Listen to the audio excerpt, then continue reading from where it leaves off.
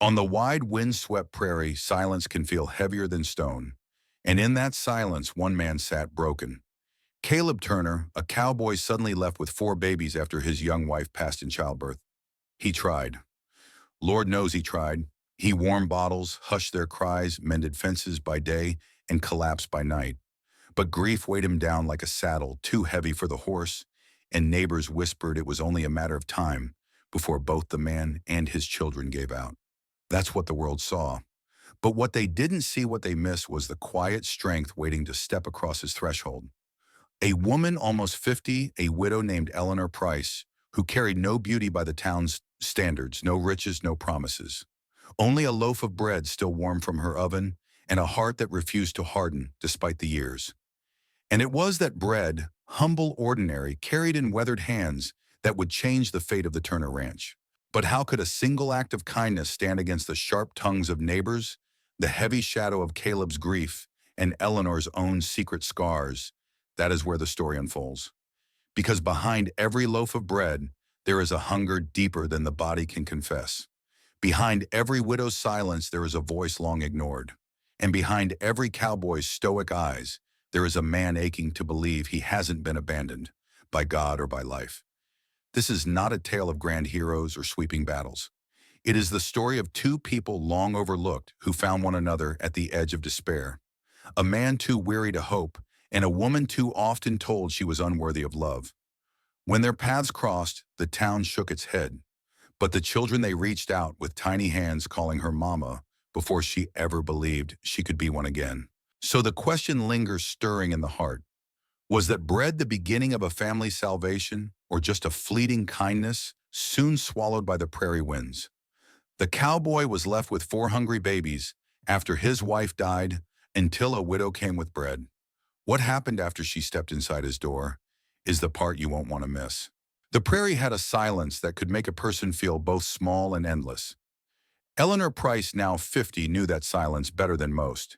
It had lived beside her since the day her husband walked away, without a word, leaving her in a one-room cabin, with nothing but debts and the taste of shame neighbors left on her doorstep.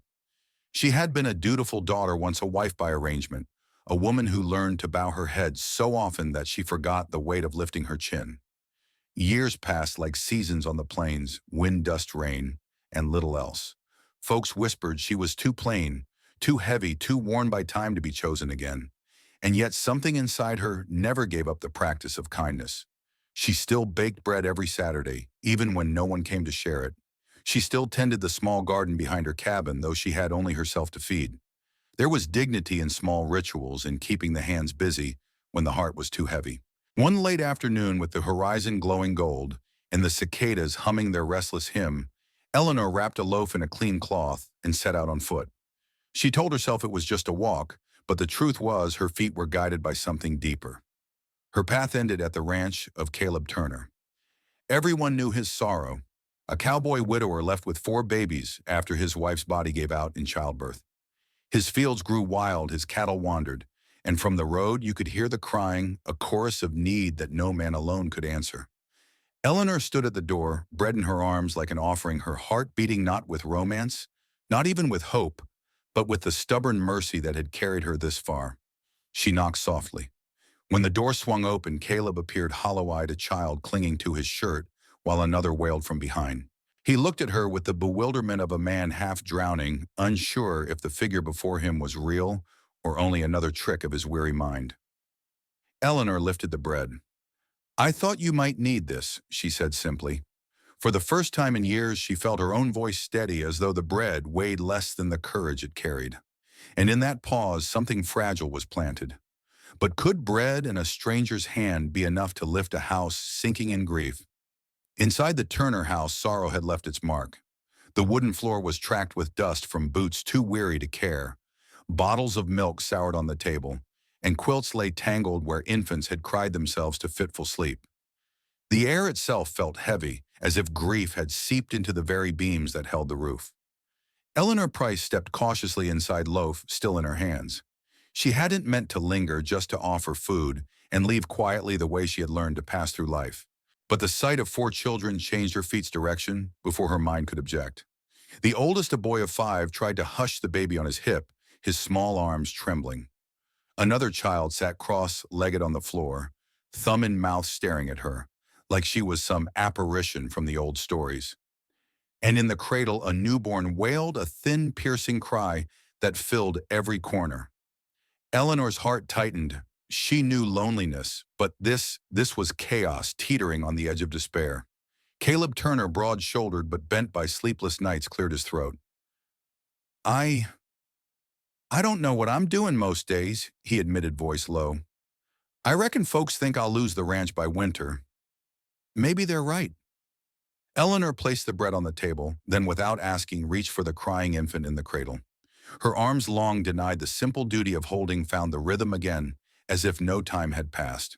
She hummed an old hymn, soft, steady the way her mother once had, and the baby's cries began to ease. Caleb watched something unreadable in his eyes. Gratitude, yes, but also confusion. Why had this woman, half a stranger, walked into his ruin with a loaf of bread and the calmness of someone who did not flinch at sorrow? She stayed longer than intended. She helped the boy wash the dishes, rocked the baby until its sobs faded, and even coaxed a laugh from the little girl hiding behind her father's boots. Hours passed, the prairie twilight pressing against the windows, and still Eleanor remained. When at last she stood to leave, Caleb followed her to the door. He looked at her as though searching for words that might not sound like pleading. Finally, he managed, Miss Eleanor, would you come back tomorrow? Eleanor hesitated, her fingers tightening around the empty cloth that once held bread. All her life she had been told she was unwanted, too much or too little. And yet here was a man, worn but honest, asking her to return, not out of pity, but perhaps out of need. Her voice caught, but she nodded. Yes, tomorrow. And as she walked back into the darkening prairie, a strange warmth filled her chest. It had been decades since anyone had asked her to come back. But would tomorrow bring healing or a deeper wound if she let herself hope too much? The following days settled into a fragile rhythm.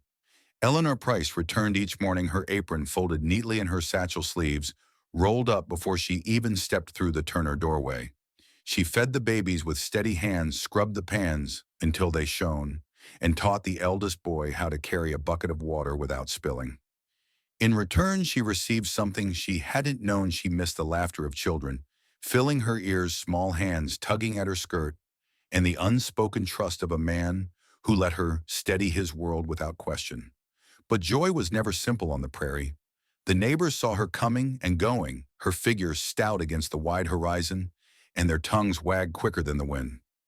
Old Eleanor's found herself a widower's pity, they whispered at the store. Man's desperate, won't be long, for the ranch goes under with her, weighing it down. The words reached her sharp as thorns.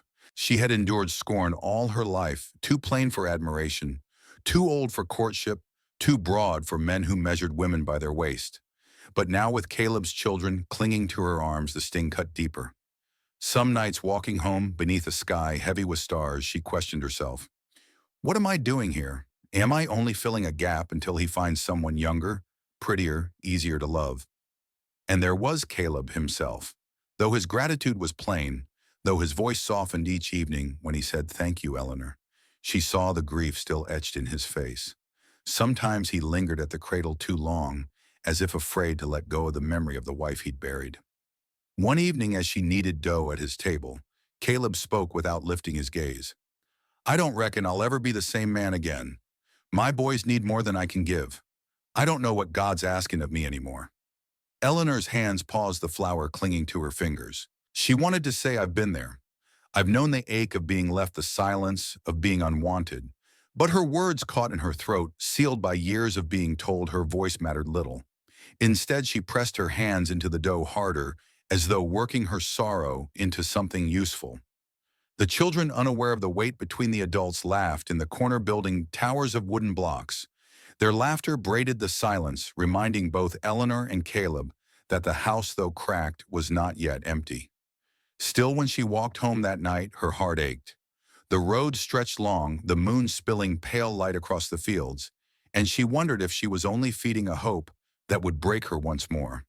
Would she find a place in this family, or was she only a shadow passing through their grief? The wind carried gossip faster than any horse could run. By midsummer, the townsfolk had woven a story about Eleanor Price, a woman too old for marriage, too large for beauty, too forgotten for affection, now playing mother in a ranch that wasn't hers. At the mercantile, whispers rose as soon as she entered. "She's filling her pockets with his coin," one woman muttered behind her bonnet. Another snickered. "Lord help those poor babies if they must grow up calling her mama." Eleanor kept her eyes on the flour sack she lifted from the shelf, but her hands trembled. She had spent a lifetime bracing against such cruelty, learning to live with lowered eyes. But it was different now, because each barb didn't only strike her, it struck the four children who had wrapped their arms around her waist, who had begun to call her Miss Ellie with trust so unguarded it felt like holy ground. That evening, when she returned to the Turner Ranch, she found Caleb in the barn hammering a fence rail back into place. His shirt clung with sweat, his movements sharp with frustration. "Caleb," she began softly, placing the flour sack on a bale of hay. "The talk in town grows uglier by the day." He stopped, leaned against the post, and exhaled hard. "I know. Folks came by this morning, offered to take the children, said they'd be better off with kin than raised by a man alone, or by you." The words landed heavy between them. Eleanor felt her chest tighten. "By me," Caleb lifted his gaze, shame flickering in his eyes. "I told him no. I told him these are my children and no one's taken them. But they said I was blind, desperate, that you're only here because no one else would have you." Eleanor's breath caught. Those words, old enemies, clawed at her again. Too plain, too old, too much. She had heard them so often she almost believed them. But now, standing in the barn's dim light, with the smell of hay and the echo of children's laughter drifting from the house, she felt something inside her stir. She stepped closer, her voice low but steady. "Caleb Turner, look at me." He did. His eyes were worn, shadowed by grief and sleepless nights. "I am not here because I was unwanted," she said. "I am here because I chose to be. I have carried my share of losses, a husband who walked away, neighbors who spat at my back, years of silence that could have killed me if I let it, but I didn't. I stayed kind. I stayed steady. And now I stand here, not out of pity, not out of need, but out of will." Her words surprised even herself. They rang louder than the gossip, clearer than the doubts that had long kept her bowed. Caleb's hands loosened on the hammer. He swallowed, searching for the right answer. "Eleanor, I never asked you to stay, but Lord knows I don't want you to leave. You've held this house together more than I ever could." Tears pricked Eleanor's eyes, but she didn't let them fall. For too long she had measured herself by absence of beauty, of children, of a place to belong. Tonight she felt the presence of her own worth. The next morning, when she returned to town for supplies, the whispers began again. But instead of lowering her eyes, she lifted her chin. "Yes," she said clearly to the clerk, who hesitated before filling her order. "I cook for Caleb Turner's children. I mend their clothes. I rock them to sleep when their cries shake the rafters. If that offends you, perhaps it is your heart that needs tending, not mine." The store went quiet. A few women blinked, caught off guard by her plain-spoken courage. Eleanor did not wait for their reply. She gathered her goods, paid with her own money, and walked out, her steps steadier than they had been in years. That evening, as she and Caleb sat on the porch, the prairie stretching wide in gold before them, he spoke again. "I reckon the town won't stop talking soon." "They may not," Eleanor said. "But talk is just wind. It can't feed a child, can't mend a fence, can't keep a family warm at night." Caleb studied her face, weathered yet strong, and something inside him softened. "You've got more strength in you than most men I've known, Eleanor." She gave a small, tired smile. "Strength's just what's left when everything else is taken." The children played in the yard, chasing fireflies as the sun sank. Caleb reached for her hand, not bold, not certain, but tentative, like a man learning how to live again. Eleanor let him hold it, not because she needed saving, but because at last she felt seen. For the first time in decades, she did not feel like a shadow passing through someone else's story. She was part of it. But could this fragile beginning survive the weight of Caleb's grief, the judgment of the town, and Eleanor's own fear of being abandoned again? The weeks that followed were gentler, though the prairie never softened easily. Days rose with the cries of calves and children, and evenings closed with the hush of lullabies. Eleanor hummed beneath the same roof that had once been a house of grief. Caleb Turner found himself watching Eleanor more often, her hands deft as they plaited the girl's hair, her voice steady as she taught his eldest boy to read by the glow of lamplight. He began to notice things he had overlooked before: the quiet strength in her back when she carried water pails heavier than most men could bear, the tenderness in her eyes when a child reached for her in the dark. One night after the little ones were asleep, Caleb lingered at the porch. Eleanor joined him, her shawl pulled snug against the cool wind. The prairie stars stretched wide, unashamed of their brilliance. "I used to think," Caleb said slowly, "that when Mary died, God was punishing me. I begged him for mercy, but every cry of these babies felt like another reminder of what I'd lost." He paused, voice thick. "Then you walked in with bread in your hands. And for the first time, I thought maybe God hadn't forsaken us after all." Eleanor's throat tightened. Praise was something she had rarely received in her life. It always startled her like rain falling where she thought the ground was too dry. She wanted to believe him, but shadows still tugged at her heart, because Eleanor carried her own secret. Years ago, before her husband abandoned her, there had been a child. A daughter born too soon, her tiny body unable to survive the cruel winter. Eleanor had buried her with trembling hands beneath a cottonwood tree and never spoke of her again. When her husband left soon after, the town whispered she had driven him away with her barrenness, her bad luck. For decades, she wore that silence like a shroud. And now, each time Caleb's babies curled against her chest, she felt both joy and the piercing ache of that buried grief. Sometimes she wondered if she was clinging too tightly, filling a hollow that could never be mended.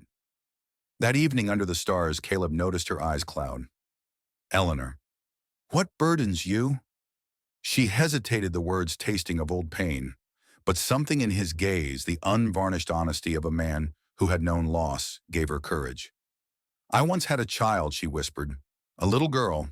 She lived only 3 days. Folks said I was cursed. My husband believed them. He left not long after." Her voice cracked, but she pressed on. "For years I thought I was unworthy of love, unworthy even of motherhood. But your children, they remind me that my arms were never empty by fault of my own.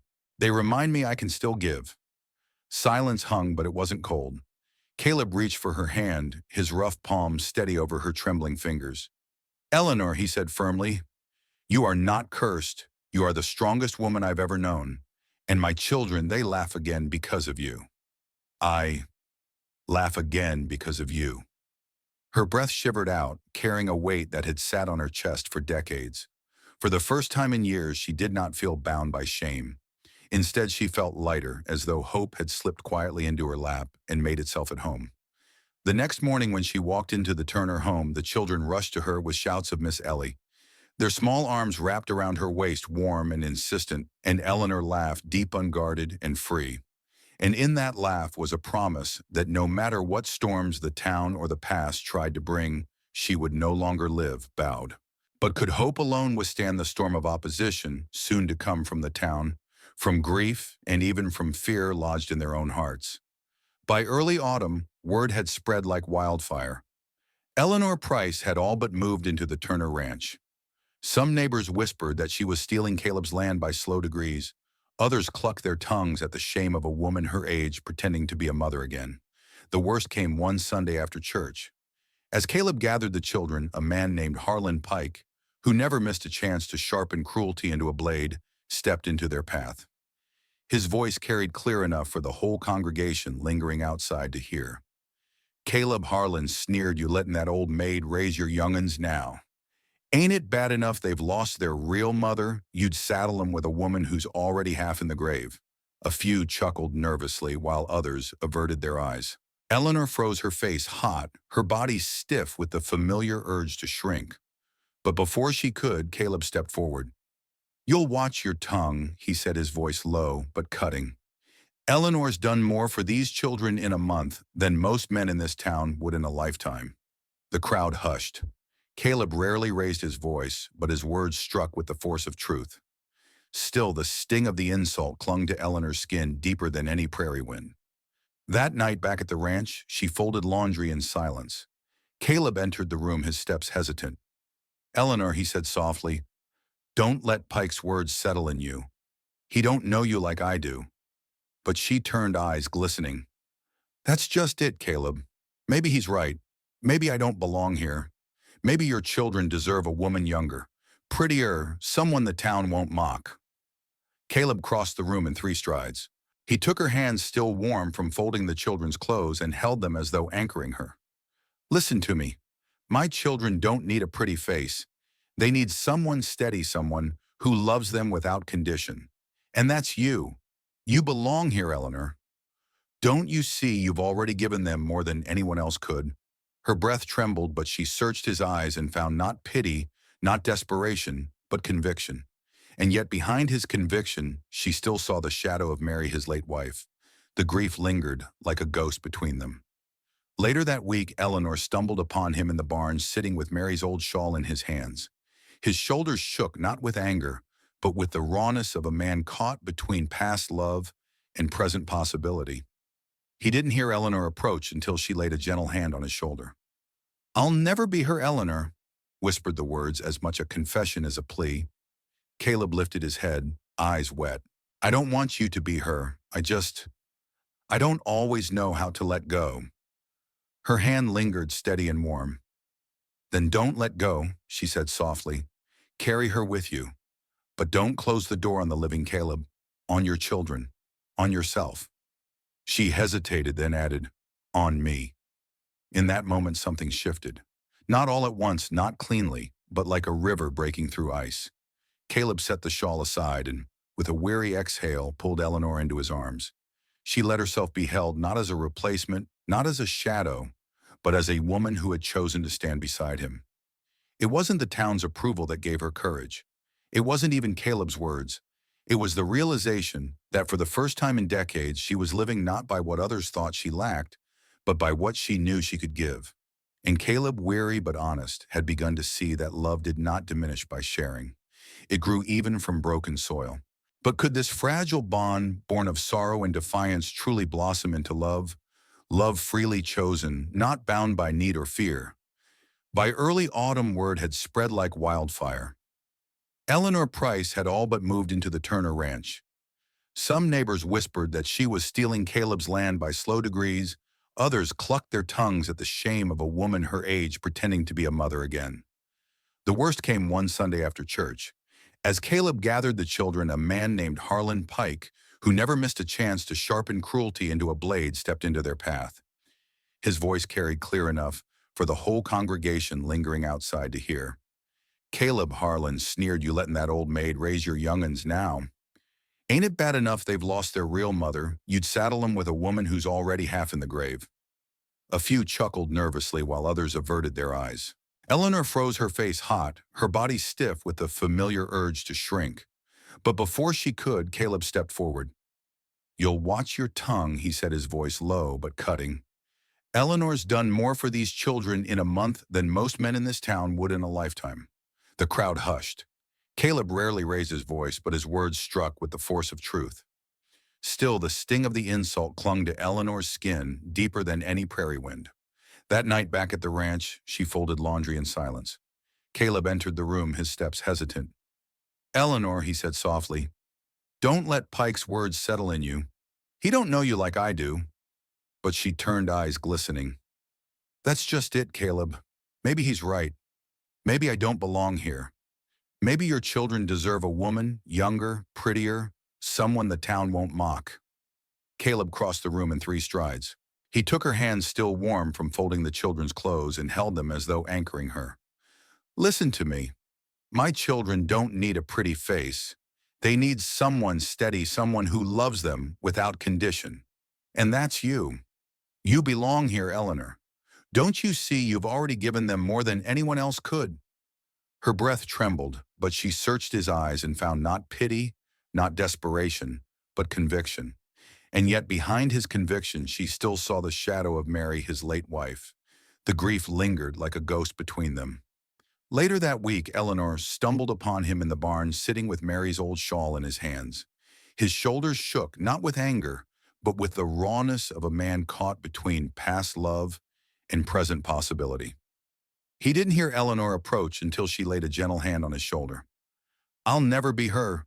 Eleanor whispered the words as much a confession as a plea. Caleb lifted his head, eyes wet. "I don't want you to be her. I just, I don't always know how to let go." Her hand lingered steady and warm. "Then don't let go," she said softly. "Carry her with you, but don't close the door on the living Caleb, on your children, on yourself." She hesitated, then added, "On me." In that moment something shifted. Not all at once, not cleanly, but like a river breaking through ice. Caleb set the shawl aside and with a weary exhale pulled Eleanor into his arms.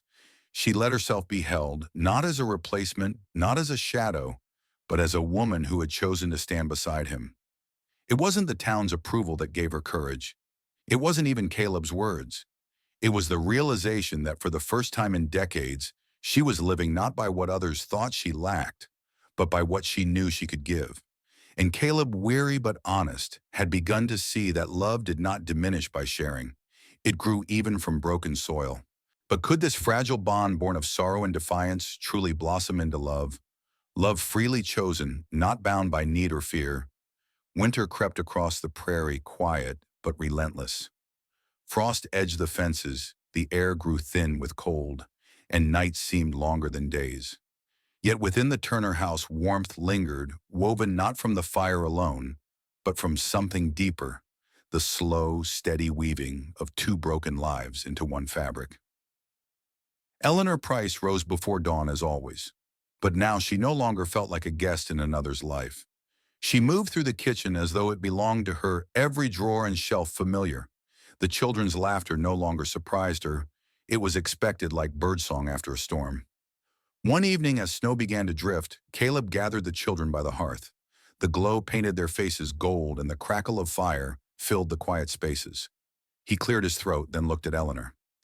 "These children," he began, "have known sorrow too soon. But they've also known your hands, Eleanor, hands that fed them, held them, kept them safe. And I've known them too." His voice softened.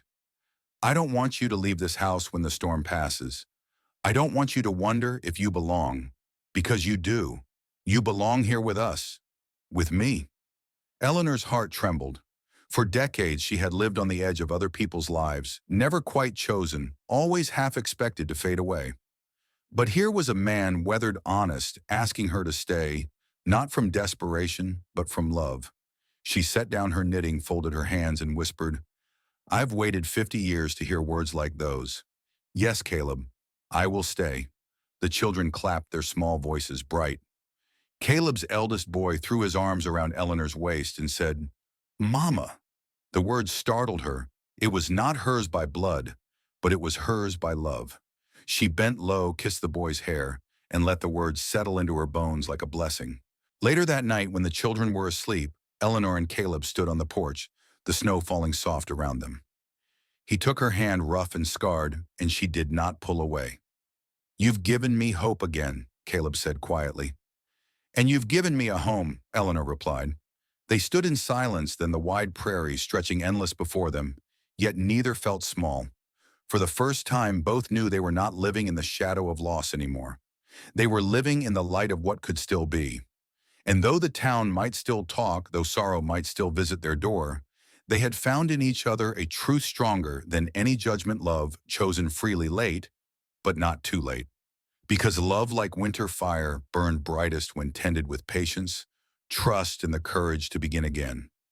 Sometimes the greatest changes in life begin with the smallest gestures, a loaf of bread, a knock at the door, a choice to step inside.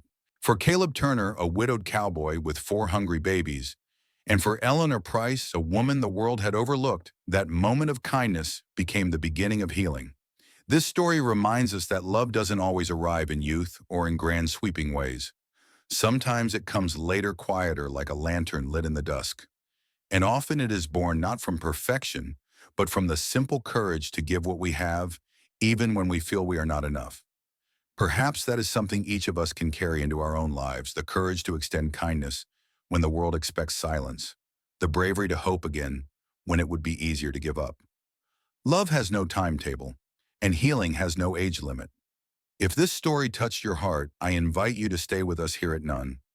Wild West Saga. Subscribe for more tales of resilience and late-blooming love. Share this story with someone who may need encouragement today, and leave a comment below. Do you want to see what comes next for Eleanor, Caleb, and the children? Or hear more stories of second chances out on the Western frontier? Your voice matters, and I'd love to hear it.